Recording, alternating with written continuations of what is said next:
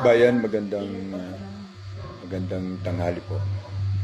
Follow up lamang po ito sa kung ano ang comment ko, no, sa pangyayari na inaakusahan ng administrasyon na to ang iglesia na nagbabayad o magbabayad sa bawat miyembro nito ng 3,000 sa pag-attend sa malakihang pagsasaad o paglalabas ng ating damdamin this November. Ang masasabi ko po dito ay gumagawa sila ng rason at dahilan para sisihin talaga at papanagutin ng taong bayan. Seryoso po itong bagay, lalo na alam naman natin na si Duterte ang rason kaya kung bakit nalibing si Marcos Sr. sa libingan ng mga bayani.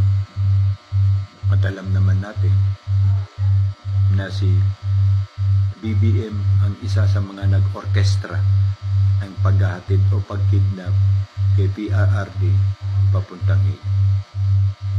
Na ngayon ay alam din natin sa mga viral na post na mismong ang ICC ay nagpalabas ng statement sound or message outside the ICC court tungkol sa kung sino at ano at sino-sino ang mga reliable or responsible sa kung papaano napunta si Duterte sa Hague.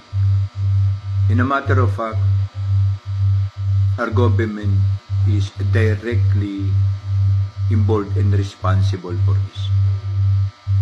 So ngayon, nakita na po natin ang kanilang pagtugma-tugma at pagtahi-tahi ng rason. Ingat po dahil ang West Philippine Sea o ang pagpapatuloy na ugnayan sa katahimikan ng ating bansa ang siya po nila ngayon kinakalantari. Inviting us, showing us that anytime at any time for this day po pwedeng ma-collaborate ang antas ng kapayapaan ng ating bansa sa isang digmaan. And that is their planning. So mag-ingat po tayo. Ang Kuya Ed TV po ay isa po sa nananawagan na maganda. At mag-ingat po tayo sa manifesto na ito, sa kolaborasyon na ito. Dahil lalabas at lalabas sa bandang dulo kung wala na pong scapegoat planning o escape planning ang gobyernong ito. At sila po ay na dumating sa punto na wala nang lalabasan. Ititrigger po ang gera para ang taong bayan po ang siyang magbayad at masisi tungkol sa kung ano ang kakalabasan nitong proxy war.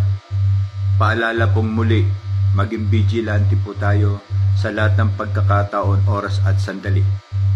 Dahil ang panahon po at pagkakataon, ang gera ay hindi po isang biro.